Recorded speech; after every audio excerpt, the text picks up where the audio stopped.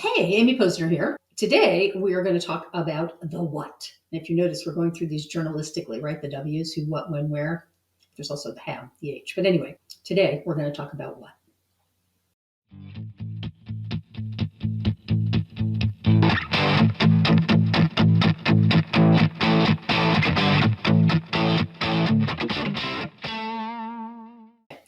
So, what do you write? How do you plan it? Where do you go? All of those questions come up, and sometimes they seem really big. They can feel daunting. So the best thing to do is to create an editorial calendar.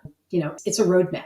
If your business relies on any kind of seasonality, or your clients do, it could be really interesting, and you might want to talk to them about, in a certain industry, like preparing their content for end of year holidays in the summer or in the fall. You might want to talk about why that makes sense, and what you need to queue up, and what kinds of challenges people run into. Even you literally make an editorial calendar, and it's a roadmap. So as I've said many times before, consistency is key here. So if you map out a calendar, are you going to create content every week, every month, every other week? It doesn't really matter what you choose. What matters is that you choose something and you stick to it. So don't make it so overwhelming and so big that it's daunting and you can't do it. Make it bite-sized, chunkable, manageable. And you can always expand later, but you want to create it, and then you want to book time in your calendar to create this content. And I mean that literally. It's funny because actually this video series I am creating right now, my operations director booked this in my calendar. She knew that we needed content over the holidays and going into the new year, and she went in and booked it. And I was so grateful that she did, because it's easy to put it off, and it's work. So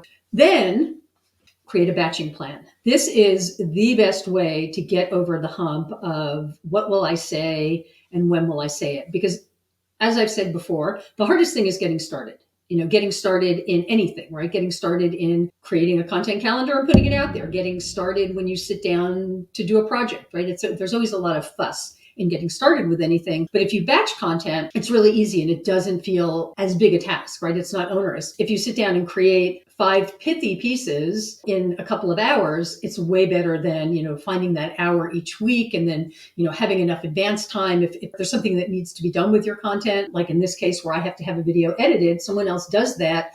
I need to get that to them in time so that they've got time to do it, and it has time to post on the Saturday, which is when we release these videos. So if you possibly can, batch content. The other thing about batching content is once you get started, things flow much more easily. The first thing that you do in that batching session, may be hard to get into because of the getting started thing, but once you do, it just seems to flow more easily, and it's very, very satisfying to have it done. I know this because I've only done it a few times, and each time it's been fantastic. We do that regularly with our podcast, and it works really, really well. We can get together for 2 hours in a month and knock out about 5 or 6 weeks worth of content. And we both go on our own, go on our ways. Our editor works on, getting the content up and out. So it makes all the difference in the world between, a fun task or an easy task and an onerous task. So that's my suggestion there. Social media can be included, and probably should be included, in your content plan. You may have heard me talk about a client of mine who followed Gary Vaynerchuk. Gary V, you may know him as, followed him around for a day. She paid him to do that, to see how he created so much content. It turned out he repurposed everything. He split it here and put it on social. He added a little bit here and, posted it on a different channel. And you can post the same thing across channels. There's really no reason not to. But especially if you're creating content, like when I create these videos or we create the podcast, we use social to then promote that content.